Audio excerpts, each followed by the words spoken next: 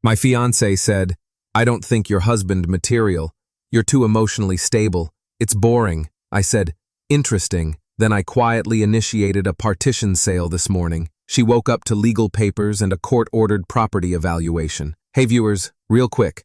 Only 8% of you watching are subscribed, and the channel's kind of stuck right now. If you enjoy these stories, hitting that subscribe button would really help us keep going. Thanks. Last Tuesday night changed everything, but let me back up a bit. My name is Kevin, I'm 34, and I work in IT security for a mid-sized financial firm. Steady job, decent money, no drama. My fiancée Jessica is 29 and works in marketing for some startup that makes apps nobody uses. We've been engaged for 8 months, together for 2 years, total. Everything seemed fine until recently, when Jessica started making comments about me being too predictable and needing more excitement in our relationship. The house situation is important here. 2 years ago, when we decided to move in together, Jessica suggested we buy a place jointly. She had terrible credit from some bad decisions in her 20s, so the mortgage had to go in my name. Only but to make her feel more secure about the arrangement, I put her name on the deed as co-owner.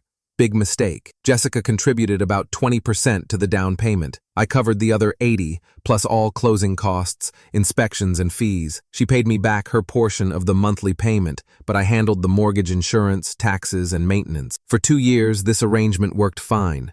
We split household expenses. She decorated the place how she wanted, and we both treated it like our home. Until last Tuesday, I got home from work around 6:30 to find Jessica already there, which was unusual since she normally worked late at the startup. She was sitting at the kitchen island with a glass of wine, looking like she had something important to say. "Kevin, we need to talk." Never good words to hear from your fiancé. "What's up?" "I've been doing some thinking about us, about our relationship, and where it's heading." I poured myself a beer and sat down across from her. "Okay, I'm listening." "I don't think you're husband material." "Direct.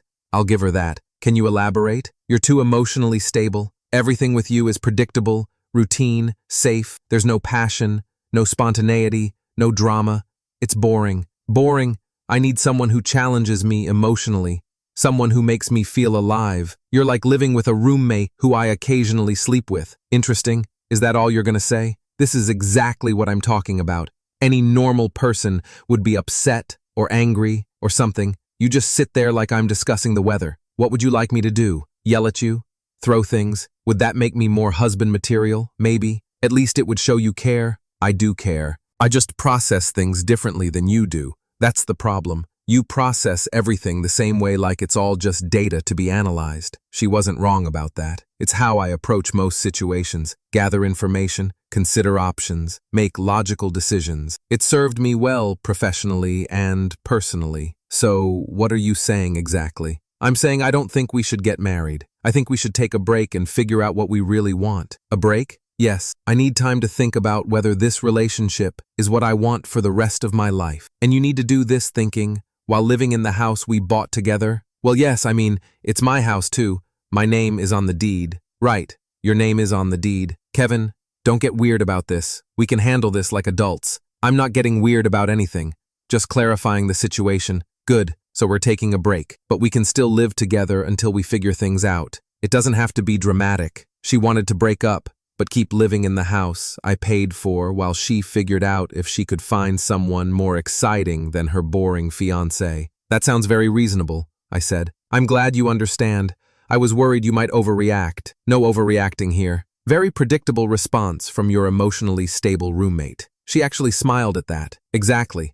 This is why I care about you. But I'm not sure you're the one exercise in makes perfect sense." We finished our drinks and went about our evening routine. Jessica seemed relieved that I'd taken the news so calmly. She probably expected tears or begging or dramatic declarations of love. Instead, I went to my home office and started researching property law. Wednesday legal research. The next morning, Jessica left for work in a good mood, probably thinking she'd handled the breakup perfectly. She got to keep all the benefits of our relationship while exploring other options. I took a personal day and drove to my lawyer's office. Tom Brennan had handled the house purchase and knew all the details. "Kevin, good to see you. What brings you in?" "Tom, I need to understand something about the house Jessica and I bought. What are my options if the relationship ends? Are you two breaking up?" "She wants to take a break and figure out what she wants. Meanwhile, she plans to keep living in the house while I pay all the expenses, while maintaining her ownership rights. Exactly. Tom pulled out the file and reviewed the documents. This is a tricky situation.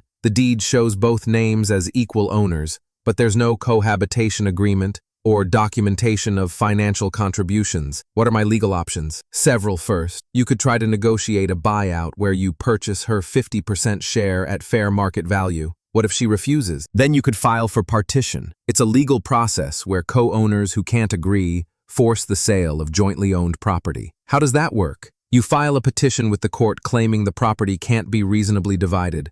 The court orders an appraisal, then forces a sale with proceeds split according to ownership percentages, even if she objects. Partition is a legal right for any co-owner. She can't stop it, only potentially delay it. How long does the process take? Depends on whether she contests it and how backed up the courts are. Anywhere from 4 months to a year. What happens during that time? The court can order the property vacated and managed by a neutral party, or allow one party to remain while paying fair market rent to the other. She'd have to pay me rent to stay in the house if the court determines that's fair. Yes, since you're paying the mortgage and all expenses, they'd likely order her to pay rent equal to half the fair market rental value. This was getting interesting, Tom. What would motivate someone to agree to a voluntary sale instead of fighting a partition? Usually the cost and uncertainty. Yes, partition lawsuits are expensive, can take a year or more, and the final outcome is still splitting the proceeds. If she agrees to sell voluntarily, she saves legal fees and gets her money faster. And if I wanted to keep the house, you'd still need to buy her out at appraised value,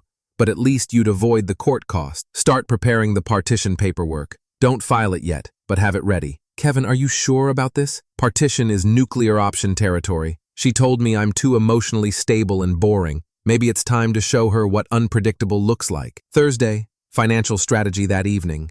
Jessica and I had dinner together, like nothing had changed. She talked about her day, asked about mine, and generally acted like we were still a couple. So I was thinking, she said over pasta, maybe we should set some ground rules for this break. What kind of ground rules? Like we're not seeing other people yet. This is just time to think and figure out our feelings. You want me to put my dating life on hold while you decide if I'm good enough to marry? It's not like that. I just don't want either of us making impulsive decisions while we're working through this. Very thoughtful of you. I think if we're both honest about what we need, we can figure this out. What do you need? I need to feel like my partner is emotionally engaged, like they're passionate about me and our relationship, and you think I'm not passionate about you. I think you're comfortable with me, but comfort isn't the same as passion. I see. Do you understand what I mean? I understand that you want someone who makes you feel more emotionally stimulated. Exactly. Someone who's less predictable and stable, right? Someone who might make dramatic decisions when their relationship is threatened. I understand completely. After dinner, I went back to my office and continued my research. I wanted to understand every aspect of partition law and property valuation procedures. Friday morning, I got another call from Tom. Kevin, I prepared the partition petition. Are you sure you want to proceed? Has Jessica shown any interest in buying me out or discussing a voluntary sale? Have you asked her? Not directly, but she seems comfortable with the current arrangement, where she gets to think about our relationship while living rent-free in a house she co-owns but doesn't pay for. That's not a sustainable situation. No, it's not. All right, if you want to move forward, I can file Monday morning. Do it. That evening, Jessica brought up our living situation again. Kevin, I want you to know, I really appreciate how understanding you're being about this break. Understanding how? About letting me stay here while I figure things out. A lot of guys would try to use the house as leverage or make things difficult. Use the house as leverage, threaten to kick me out or sell it, or something manipulative like that. That would be manipulative. Exactly. I'm glad you're not that kind of person. What kind of person am I? You're stable and predictable, which is why I know you won't do anything drastic or emotional about our living situation. Because I'm too boring to make passionate decisions. I wouldn't say boring, just measured. Measured? You think things through logically instead of reacting emotionally, and you find that unattractive. I find it limiting. Like you're not fully emotionally invested in our relationship. I see. I need someone who would fight for me, who would be devastated at the thought of losing me. Someone who would make dramatic gestures to prove their love. Maybe someone who feels things intensely. That's helpful feedback. You're taking this really well. Most people would be upset that their fiancé finds them emotionally inadequate. I'm not most people. No, you're not. You're very even-tailed. Even-tailed people can surprise you sometimes. Can they? You'll find out. Monday, legal action. Monday morning, Tom filed the partition petition by law. Jessica had to be formally served with the papers within a specific time frame. I went to work as usual. Around 2 p.m., I got a call from Jessica. Kevin, what the hell is this? What's these legal papers? Someone just served me at work. Something about partition and property sale. Oh, those. I'm exercising my legal right as a co-owner to force a sale of our jointly owned property. You're what, filing for partition? Since we can't agree on how to handle our co-ownership, the court will order the house sold and we'll split the proceeds. You can't do that without my permission. Actually, I can. Partition is a legal right for any property co-owner. You can contest it, but you can't stop it. Kevin, this is insane. Why are you doing this? Because you want someone more emotionally volatile than me? Someone who makes passionate decisions instead of logical ones? I didn't mean you should sell our house. What did you mean? I meant in how you relate to me personally, not in major life decisions. You can't have it both ways, Jessica, either. I'm emotionally stable and predictable, or I'm passionate and impulsive. You said you wanted passion. This isn't passion. This is vindictive. Is it? Or is this what emotional investment looks like when it comes from someone who usually thinks logically? Kevin, please, can we discuss this rationally? You said you didn't want rational. You wanted emotional intensity. I want to work this out. The court will work it out. They'll appraise the house, order it sold, and we'll each get our fair share of the proceeds. I don't want to sell the house. Then you should have thought about that before you decided I wasn't husband material and wanted to take a break while continuing to live in my house, rent-free. It's not your house. It's our house. Exactly. Which is why we both have equal rights to force a sale if we can't agree on terms. Kevin, this is crazy. Crazy isn't boring.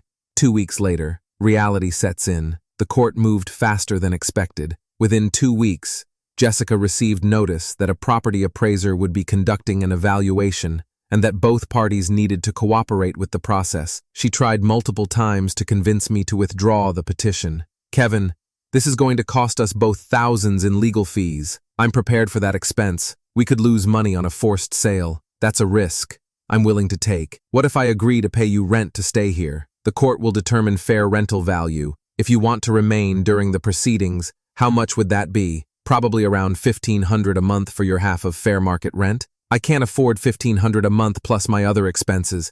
Then you'll need to find somewhere else to live. Kevin, please. I made a mistake. I don't want to lose our house. You don't want to lose the financial benefits of living in our house. Told me I wasn't husband material because I was too emotionally stable. I was wrong about that. Were you? Or are you just realizing that stability has value when you're facing the consequences of instability? I realize now that I took you for granted. Hopefully, yes, you did. Can't we work this out between ourselves? We could have, but you wanted to take a break and evaluate your options while continuing to benefit from our shared living arrangement. I was confused. You were honest. He told me exactly how you felt about me and our relationship. I was being dramatic. No, you were being real, and I'm being real too. 1 month later, court proceedings. The house was appraised at $420,000 after paying off the mortgage and estimated selling costs. We'd each walk away with about $70,000. Jessica's lawyer tried to negotiate alternatives, but I wasn't interested in anything that allowed her to continue living in the house without taking full financial responsibility.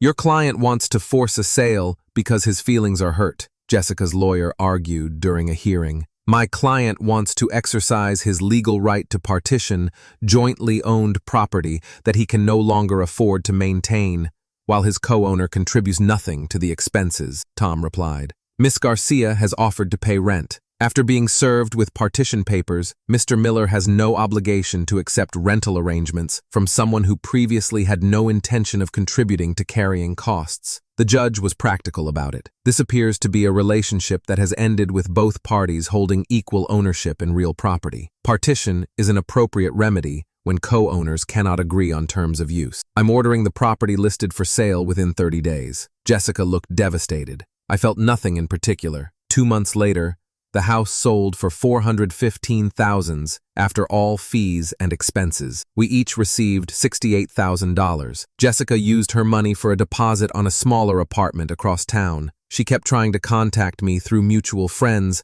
but I didn't see the point. Found out. She started dating some guy who works at her startup. Apparently, he's very passionate and emotionally expressive and everything she thought she wanted. I used my share as a down payment on a smaller place in a better neighborhood. Turns out I preferred living alone anyway. Final update, 6 months later.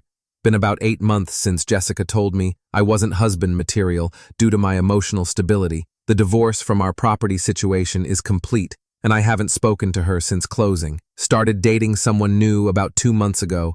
Lauren's a project manager who appreciates reliability and consistency. She thinks my analytical approach to problems is attractive, not boring, revolutionary concept. Jessica apparently broke up with a passionate startup guy after 3 months, heard through mutual friends that he was too dramatic and emotionally exhausting. Funny how that works. The best part about the whole situation is that I learned something important about myself. I'm not boring or emotionally detached. I just don't waste emotional energy on people who don't value what I bring to their life. Jessica wanted passion and emotional volatility instead of stability and predictability. She got it when I filed for partition and forced the sale of the house she thought she could live in while shopping for my replacement. Sometimes the most passionate thing you can do is refuse to subsidize someone's exploration of their options at your expense. Turns out, being emotionally stable includes being stable enough to make decisive legal moves